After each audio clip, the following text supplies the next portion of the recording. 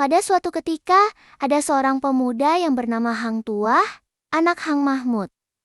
Mereka bertempat tinggal di Sungai Duyung. Pada saat itu, semua orang di Sungai Duyung mendengar kabar Teng Raja Bintan yang baik dan sopan kepada semua rakyatnya. Ketika Hang Mahmud mendengar kabar itu, Hang Mahmud berkata kepada istrinya yang bernama Dang Merdu, "Ayo kita pergi ke Bintan, negeri yang besar itu. Apalagi kita ini orang yang miskin. Lebih baik kita pergi ke Bintan agar lebih mudah mencari pekerjaan."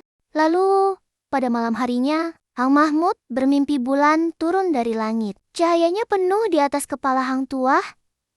Hang Mahmud pun terbangun dan mengangkat anaknya serta menciumnya. Seluruh tubuh Hang Tuah berbau seperti wangi-wangian. Siang harinya, Hang Mahmud pun menceritakan mimpinya kepada istri dan anaknya.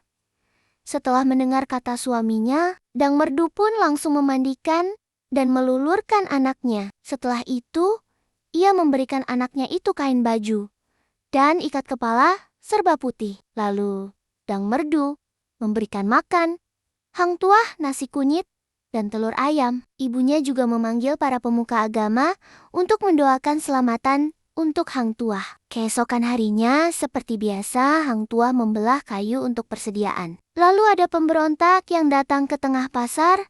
Banyak orang yang mati dan luka-luka. Orang-orang pemilik Tuk meninggalkan tokonya dan melarikan diri ke kampung. Gemparlah negeri Bintan itu dan terjadi kekacauan di mana-mana.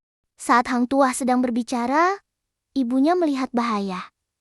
Melihat itu, Hang Tuah langsung siaga. Seorang pemberontak datang menyerang dengan keris bertubi-tubi. Hang Tuah dengan gesit melompat dan mengelak dari tikaman-tikaman itu. Ia menggunakan kapaknya bukan untuk menyerang, melainkan untuk menangkis dan membelokkan keris lawannya dengan cepat. Setelah berhasil menggoyahkan musuhnya, Hang Tuah segera melompat ke atas atap toko untuk menjauhi pertarungan, mengikuti peringatan ibunya. Waktu ia sedang berbicara dengan ibunya, melihat bahwa pemberontak itu menuju Hang Tuah sambil mau menusukkan kerisnya. Maka ibunya berteriak dari atas toko, "Hai anakku, cepat lari ke atas toko." Hang Tuah mendengarkan kata-kata ibunya. Ia segera bangkit berdiri dan bersiap menghadapi pemberontak itu. Ketika pemberontak datang mendekat dengan sikap mengancam, Hang Tuah dengan sigap menghindar dari serangannya. Dengan keberanian dan kecerdikannya, Hang Tuah berhasil membuat pemberontak itu tersungkur